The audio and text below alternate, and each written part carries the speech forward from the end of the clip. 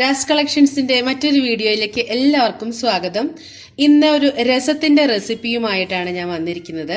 അപ്പോൾ അതിന് ഞാനൊരു 10 മിനിറ്റോളമായിട്ട് നമ്മളുടെ വാളൻപുളി കുറച്ചു നേരം വെള്ളത്തിൽ ഇട്ട് വെച്ചിട്ടുണ്ട്, ഒന്ന് അലിയാൻ വേണ്ടിയിട്ട്. ഇതിന്റെ ജ്യൂസ് മുഴുവനൊന്ന് നമുക്ക് പിഴിഞ്ഞെടുക്കാം. ഇതാണ് ഇതിന്റെ മെയിൻ ആയിട്ടുള്ളത്. രസം കുടിക്കാൻ നല്ല രസമാണല്ലോ, വളരെ എളുപ്പമാണ് ഈ രസം. ഇത് നമുക്ക് ചോറിനും ഉപയോഗിക്കാം. പിന്നെ തൊണ്ടവേദനയൊക്കെ ഉള്ളവരുടെ പമ്പ കടക്കും തൊണ്ടവേദനയൊക്കെ, അത്രയ്ക്ക് നല്ലൊരു സംഭവമാണിത്. വെറുതെ അങ്ങോട്ട് കുടിച്ചാൽ മതി. ഇതിൻ്റെ ജ്യൂസ് മുഴുവനും നമുക്ക് പിഴിഞ്ഞെടുക്കാം. ആവശ്യത്തിന് വേണ്ട വെള്ളം നമ്മൾ ചേർത്തി കൊടുക്കാം. അപ്പോൾ ഞാൻ ആ പുളി എല്ലാതും പിഴിഞ്ഞ് അതിൻ്റെ ജ്യൂസ് എല്ലാം എടുത്ത് കുറച്ച് വെള്ളം ചേർത്തിട്ട് സ്റ്റവ് കത്തിച്ച് വെച്ചിട്ടുണ്ട്. ഇതിലേക്ക് ഒരു തക്കാളി ഇതുപോലെ ഒന്ന് നുറുക്കിയിടുക. അപ്പോൾ തന്നെ ഒരു 2-3 ചെറിയ ഉള്ളി ചെറുതാക്കിയിട്ട് നുറുക്കിയതും ഇതിലേക്ക് ചേർക്കാം. 3 പച്ചമുളക് ഇങ്ങനെ നടു കീറി വെച്ചതാണ്, ഇതും ഇതിലേക്ക് ചേർക്കാം. ഇഞ്ചി വെളുത്തുള്ളി പേസ്റ്റ് ഇത് വഴറ്റൊന്നും ചെയ്യാതെ ഡയറക്റ്റായിട്ട് ഇതിലേക്ക് ചേർക്കുകയാണ്. ഇതിൻ്റെയൊക്കെ നീര് ഇതിലേക്ക് അങ്ങനെ ചേർക്കണം, അപ്പോഴാണ് അതിൻ്റെ ഒരു ടേസ്റ്റ് വരുള്ളൂ. പിന്നെ കുറച്ച് നമുക്ക് മഞ്ഞൾപ്പൊടി ചേർക്കാം.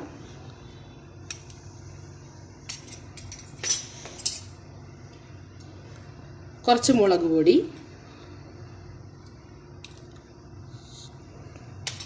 ആവശ്യത്തിന് വേണ്ട ഉപ്പ്. ഇതിൽ ഞാൻ പിന്നെ രസപ്പൊടിയൊന്നും ചേർക്കുന്നില്ല, ഇങ്ങനെ സാധാരണ നാച്ചുറലായിട്ടുള്ള കാര്യങ്ങൾ മാത്രമേ ചേർക്കുന്നുള്ളൂ. ഇതൊന്ന് നന്നായിട്ട് തിളയ്ക്കട്ടെ. ആ സമയത്ത് നമുക്ക് കുറച്ച് കാര്യങ്ങൾ പൊടിച്ചെടുക്കണം. അപ്പോൾ ഇനി ഞാൻ കുറച്ച് പൊടിച്ചെടുക്കുകയാണ്. ഈ മല്ലിയില്ലേ, നമ്മുടെ കൊത്തുമല്ലി, ഇത് കുറച്ചിതിലേക്ക് ചേർക്കാം. കുറച്ച് കുരുമുളകിൻ്റെ ഒക്കെ കുത്തിങ്ങോട്ട് കിട്ടണം. നമ്മുടെ തൊണ്ടയ്ക്കൊക്കെ, തൊണ്ടവേദന ഉള്ളവർക്കൊക്കെ ഇതങ്ങോട്ട് കുടിക്കുമ്പോൾ തൊണ്ടയിലേക്ക് അങ്ങോട്ട് എത്തണം. കുറച്ച് സാധാരണ ജീരകം, ഇത് 3ഉം കൂടിയിട്ട് നമുക്ക് ഒന്ന് ചതച്ചെടുക്കാം. വല്ലാതെ അരയൊന്നും വേണ്ട, ഒന്ന് പൊടിച്ചെടുക്കാം നമുക്ക്.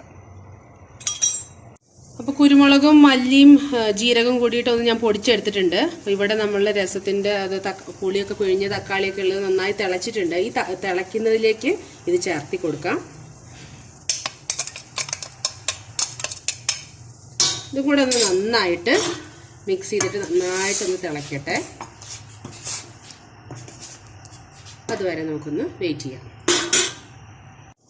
അപ്പം എല്ലാ പൊടികളും ചേർത്തിട്ട് നന്നായിട്ട് ഇത് തിളച്ചിട്ടുണ്ട്. ഇത് തിളയ്ക്കേണ്ട സമയം എന്ന് പറയുന്നത് നമ്മളിത് തക്കാളി ഇടുന്നില്ലേ, ആ തക്കാളി വേവുന്നത് വരെയാണ് ഇത് തിളയ്ക്കേണ്ടത്. അത്രയും നേരം ആ പൊടികളും എല്ലാതും ചേർത്തിട്ട് നന്നായിട്ടൊന്ന് തിളയ്ക്കുക. ഇതിലേക്ക് കുറച്ച് മല്ലിയില വിതറി കൊടുക്കാം. മല്ലിയില ഇഷ്ടമില്ലാത്തവർക്ക് കറിവേപ്പില ചെയ്യാം. മല്ലിയിലയും ഞാൻ കുറച്ച് കറിവേപ്പിലയും കൂടെ ഇടുന്നുണ്ട്. ഇതിൻ്റെ എല്ലാം ജ്യൂസ് ഒന്ന് ഇതിൽ നന്നായിട്ടൊന്ന് ഇറങ്ങട്ടെ. ആ സമയം ഇപ്പോൾ ഇനി നമുക്ക് ഇതൊന്ന് നന്നായി തിളച്ച് കഴിഞ്ഞാൽ നമുക്ക് സ്റ്റവ് ഓഫ് ചെയ്യാം. ഈ സമയം നമ്മളിപ്പോൾ തൊണ്ടവേദന ഉള്ളവർ ഇത് കുടിക്കാൻ വേണ്ടിയിട്ടാണെന്നുണ്ടെങ്കിൽ ഇതിന് വറവൊന്നും ചെയ്യേണ്ട കാര്യമില്ല.